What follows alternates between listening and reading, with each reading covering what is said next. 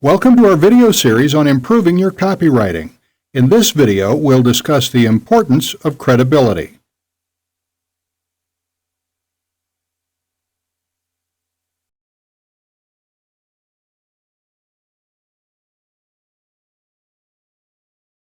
What I'll be talking you through in this video is credibility and how the more you establish it with the reader, the more likely you are to make a sale.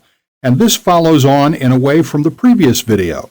In the previous video, I touched on sampling, and sampling establishes credibility because you're actually showing people what they're going to get. But really, because of the number of offers people see every day, once people actually start believing what you're saying, it makes it so much easier. Believing what you're saying, that the product is going to help them, it becomes so much easier to make the sale. But you have to prove to the reader. Basically, you have to make your offer credible. And the more you do to achieve that, the better your sales are going to be. And there are a number of ways you can do this. Again, I know it seems like we're not talking through the nitty-gritty of copywriting, but as I mentioned, that nitty-gritty of copywriting is covered quite well in a number of other courses, so I'm not going to cover that territory here. What I'm really focusing on is the small changes that can make huge differences in your online and even offline sales presentations. And copy, of course, is a sales presentation in print. So how do you get credibility? Okay, sampling. We've already talked about that. And you can also do coaching events that lead to sales. What I mean by that is, for example, teleseminars, free teleseminars. And they're very common, and all you need to do to take part in a free teleseminar as a listener, usually online, is just to enter your name and email address, and the teleseminar details will be sent to you. These teleseminars are like seminars in the real world, but they're held over the telephone where everyone dials in to listen. Free teleseminars may be 60 or 90 minutes or 2 hours long. They have a lot of very good content provided by the person who's either selling or has created the product. And the last part of the teleseminar leads into a sales presentation for the product itself. So let's say someone is promoting a real live seminar, and let's also say that the fee for that seminar is $5,000, which is not a particularly easy sale to make. So during the teleseminar, let's say there are 3 speakers who are going to be taking part in that live seminar, actually on call in the teleseminar.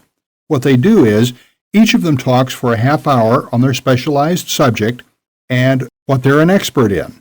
Then, let's say that the last half hour actually leads to selling the benefit of the seminar and how to order. Generally, in a teleseminar, because it's a live event, and you have people's attention then and there, typically there's a time-limited offer to get people to respond immediately. For example, if you sign up before midnight today, you get a $500 discount. So really, the task of the teleseminar is to establish credibility in the bulk of the presentation and then lead into the sales presentation. And because so much credibility can be established in teleseminars, and because the listeners begin having what you might say is a relationship or rapport with the person who's doing the presentation, so you could say the people listening start to know and start to like and start to trust the people doing the presentation. It's much more likely that the people listening will take up the offer because they're no longer listening to a sales presentation from strangers. They're getting to know the people. And that's why it's actually more similar to selling to existing customers than to prospects, because customers already trust you and hopefully like what you're doing. And it makes that entire barrier to further sales much lower. So really, with teleseminars, you're also making the barrier to sales much lower because the listeners are getting to know the people and getting to like the people, and there's huge credibility established there if the content is good and of interest to them. Okay, a further example. Of course, you can establish credibility from testimonials. Testimonials from previous customers who have benefited from what you're offering. And there are a number of testimonials here.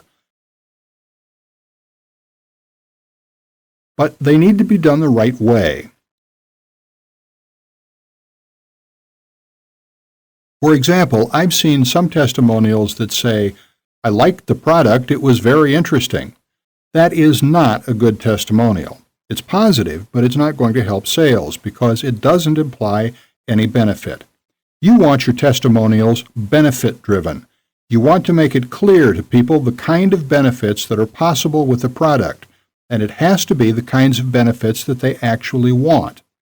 And you want all sorts of testimonials, from the sort of top-range testimonials from people who make millions with your information, and you want testimonials where people make $500 a month with the information.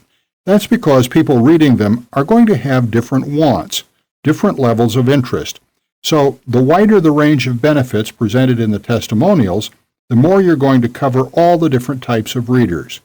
But again, put across benefits. Don't just put across, "It's an interesting product, I like the writing style," because I've seen those, and they actually hurt the sales process because they just clutter up the page without contributing anything.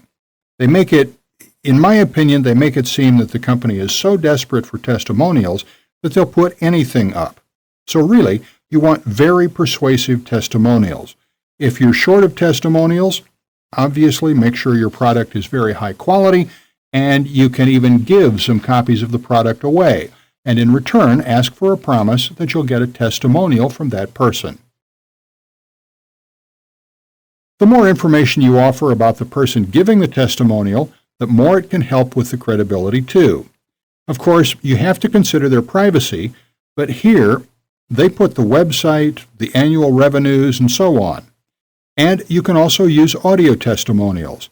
And there are quite a few services that do this, where the people doing the testimonials can phone up a special number and leave their testimonial as audio. And you can very easily embed that audio into your web page. Or you can even do video testimonials where people look into a webcam and record their testimonials and send that to you. And you can add that to your web page. If you're doing an audio or a video testimonial, there's no harm in putting in a transcript too, because not everyone is going to bother listening to the audio or watching the video. Personally, I often scan pages quite quickly and don't stop to listen. So I would read, but I probably wouldn't press play.